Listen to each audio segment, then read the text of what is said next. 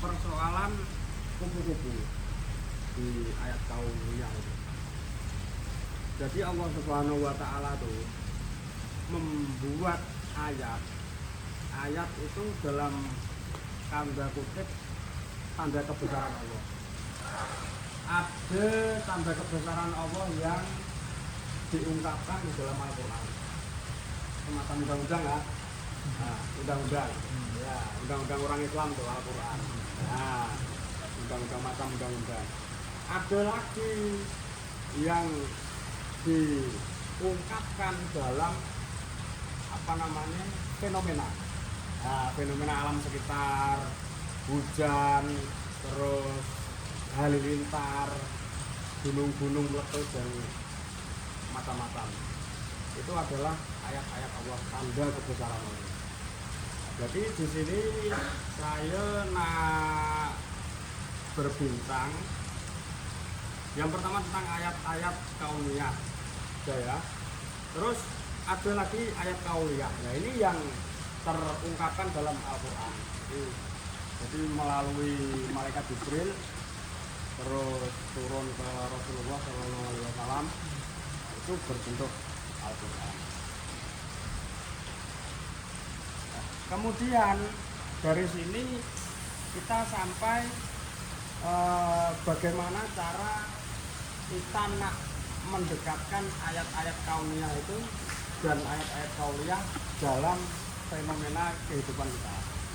Jadi dalam kehidupan itu kita sering tengok fenomena-fenomena, tapi kita tak tengok dari fenomena itu apa yang dikehendaki oleh Allah Subhanahu wa taala. Misal hujan terus menerus, ini hujan macam mana? Nanti kalau banjir repot kan macam itu. Jadi kita kadang tak tengok hal-hal yang tak nampak gitu. Kadangkala kebesaran Allah selalu ditunjukkan daripada perkara-perkara yang tak nampak dalam Al-Quran maupun tak nampak dalam pengetahuan kita. Soalnya tanda kebesaran Allah ada dua ya. Nah, terus lepas itu Allah Subhanahu wa taala meletakkan ayat-ayat kauniyah itu untuk membina kesadaran. Yang pertama tauhid. Boleh tengok ya. Kecil ya. Sorry ya. Yang pertama tauhid, yang lepas itu syukur, lepas itu amanah dalam menjaga alam semesta.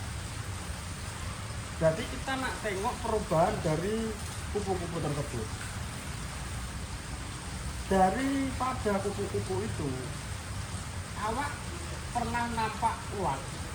Nah, ketika nempel di sini, awak jijik tak? Takut tak? Nah, sama ya? Nah, sama. Tapi kalau kupu-kupu itu nampak ke sini, nah, jijik tak? Ah, kita macam buat hiburan ya, di buat apa namanya tuh, pandang-pandang indah sekali ya. Macam mana tuh kita kalau nampak ulat kita jijik, kalau kita nampak kupu-kupu tak jijik. Nah, macam mana? Itulah seperti itu proses. Jadi daripada kupu-kupu itu kita aplikasikan dalam kehidupan kita. Kita hidup nih macam tak boleh apa-apa, ya? Macam kupu-kupu, larva, telur tak boleh apa-apa, diam je. Macam larva, semua orang jijik, semua orang menjauhi dan lain sebagainya. Itulah bentuk daripada kita di masa kita masih belum tahu apa-apa. Kita masih belum berilmu, kita masih belum tahu caranya ibadah. Itu kalau kita dekat dengan orang macam bermain kalau kita ya. Tapi kalau kita dekat macam orang tahlilan, istighosah, ya pasti tak nak ya. Nah, kita tak nak kan? Kita lebih suka bermain. Nah, macam tuh. Jadi tak nak. Lalu kemudian setelah menjadi larva, dia berubah menjadi kepompong. Nah, kepompong itu dia cuma begini, apa tuh namanya tuh? Nah, gerak-gerak tuh. Nah, gerak-gerak tapi tak boleh kemana-mana. Gerak-gerak ke tempat tuh, tak boleh kemana-mana ya. Kepompong tuh. Paling-paling tengok atas, tengok kanan kiri ya, macam tuh. Itulah kepompong. Ini juga macam kita. Kita kat sini tak boleh kemana-mana. Di college, college, tengok kampus lama, kampus baru, college, tengok kampus lama, kampus baru, college ya. Nah, macam tuh. Itu macam kehidupan kita. Kalau kita boleh tengok fenomena-fenomena yang terjadi dalam semesta. Salah satunya begitu. Nah, kita macam kepompong nih, ukur. Kepompong itu waktu berproses dia nak menuju hal yang indah, dia nak menuju hal yang berharga. Setiap mata melirik pada kupu-kupu itu, dia harus jadi kepompong dulu, dia harus di college dulu, belajar di college ya, di kampus lama, library ya, itu macam kepompong, tak boleh kemana-mana, muter gitu. Nah, macam itu. Nah, baru nanti setelah lepas jadi kepompong, dia baru boleh jadi kupu-kupu.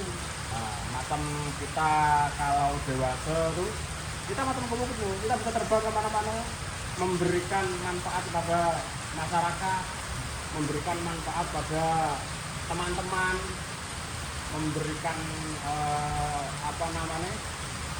macam masyarakat tuh nak tengok kita bolehlah untuk mengambil manfaat, misal minta tolong. Nah, macam itu kita menyebarkan ilmu dan lain sebagainya. Jadi kita macam kurang lebihnya saya gambarkan macam ini ya. Boleh paham ya? Andul. Nah, ini metamorfosis.